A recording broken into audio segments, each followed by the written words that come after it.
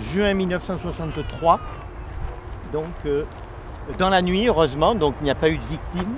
Hein, et c'est la péniche qui venait de Martigues, hein, le Storm, qui était dans l'entrée hein, et qui s'aperçoit qu'il y a beaucoup de fumée, qu'on ne voit plus rien. Et donc il recule péniblement. Et il avertit donc les autorités, Marseille, qui immédiatement envoie les ingénieurs et on constate l'effondrement. Ça apparaît dans la Provence, c'est la grande catastrophe du mois.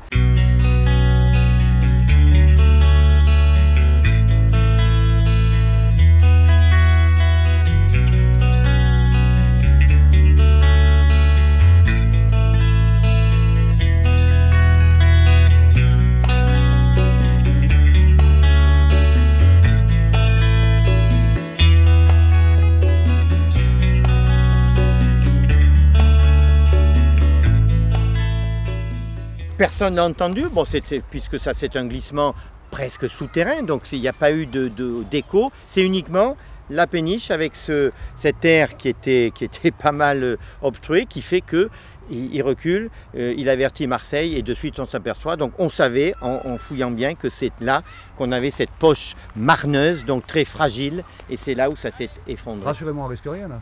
Non, c'est fini, c'est fini. Plus sérieusement, donc c'est tombé.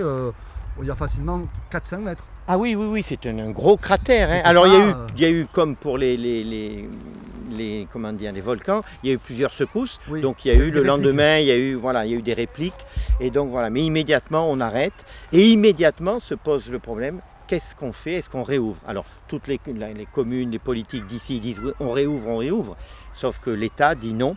Parce que, je vous l'ai dit, c'est l'envergure un peu plus grande des transports, c'est les super tankers, etc. Et c'est Fos-sur-Mer qui apparaît avec les darses nouvelles. Donc, et ici, c'est fini. Le tunnel est dépassé. Il avait apporté le progrès. Ouais. Et finalement, c'est peut-être la conclusion, il est dépassé par le progrès. Et dépassé par le progrès, les mesures font qu'on ne peut pas mettre des gros navires, quoi. Donc ça reste nos petites péniches dites du Rhône et ça ne va plus pour ces super tankers, quoi. Voilà. Et donc se pose le problème immédiatement.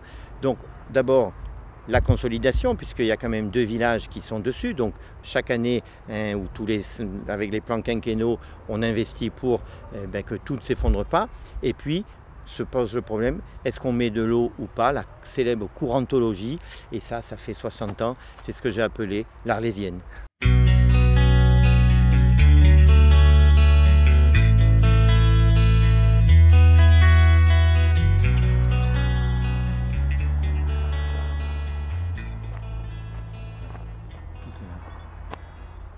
Tout est là, donc là on est au quartier du Toès, c'était lorsqu'on a mis en travaux, c'est ce qu'on appelait la tranchée de Gignac, même si on est sur Marignane, mais cette tranchée de Gignac donc, qui continue jusque Marignane, Châteauneuf, hein, on suit après Châteauneuf et Martigues. 7 km 2 en ligne droite, hein, les ingénieurs ont bien travaillé, il y avait des puits donc justement de repères et en février 1916, les ingénieurs et les ouvriers de Marseille rejoignent les ingénieurs et les ouvriers de Marignane. Chagnaud est là, on a fait venir Chagnaud et donc voilà, la jonction est faite et il y aura 2 mois plus tard, au mois de mai, une fête populaire.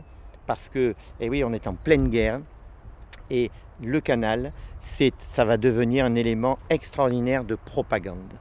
Parce que 1916, c'est Verdun, c'est des milliers de morts des 2 côtés, c'est des milliers de prisonniers. La France combat, la France, elle a du mal à gagner. Et l'élément qui montre que malgré les combats, on travaille, c'est le canal de jonction. Et c'est l'élément que l'on va retrouver de publicité, de propagande dans toutes les éditions des journaux nationaux, Paris, Lyon, etc., on parle du canal. Et donc c'est une inauguration, des secrétaires d'État descendent en 1916, c'est vraiment quelque chose de très très important dans l'esprit de la guerre. La France combat, elle a de la peine, mais elle travaille.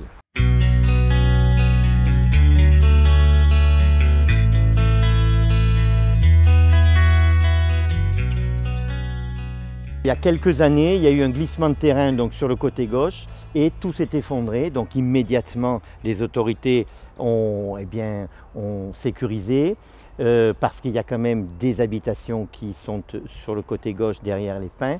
Et donc on a fermé. Alors on a quand même busé, l'eau passe d'un côté comme de l'autre, on voit qu'elle ressort de l'autre côté, mais on a fermé le passage. Là encore une fois, il y a un handicap de plus parce que voilà, on ne peut pas aller de la sortie en bateau, même si c'est interdit, mais voilà, c'est cet effondrement qui a eu lieu et qui a été donc il y a 4-5 ans, qui a été fait il y a 4-5 ans. Alors c'est de l'eau qui est piégée là alors? Alors là c'est une eau stagnante, contrairement à celle qu'on a à l'Estac. Et ici, c'est une eau stagnante et qui émet pas mal de mauvaises odeurs en pleine chaleur, parce que vous imaginez, c'est déjà une cuvette. En pleine chaleur, là on a des odeurs. Les riverains se plaignent assez souvent de l'odeur parce que c'est comme ça, quoi. Alors on va se retrouver à Martigues, au bout de la digue. Voilà. Donc, combien de temps on mettait là? C'était une fois qu'on était sorti de ce tunnel? Là il y avait un arrêt un peu plus loin à Marignane, et puis après on allait directement, on mettait. Alors il pouvait y avoir un arrêt parce qu'il y avait l'usine de Total, la Med, et après on arrivait sur Martigues, donc plus ou moins une demi-heure, enfin ça dépendait de ce qu'on avait à faire. On suit la ligne qui le rejoint et qu'on voit, qu'on devine aujourd'hui quand on prend l'autoroute, quand on passe à Châteauneuf et qu'on arrive à Martigues, on longe ce canal et cette voie le long de l'autoroute. Replongeons-nous à cette époque, les années 1920.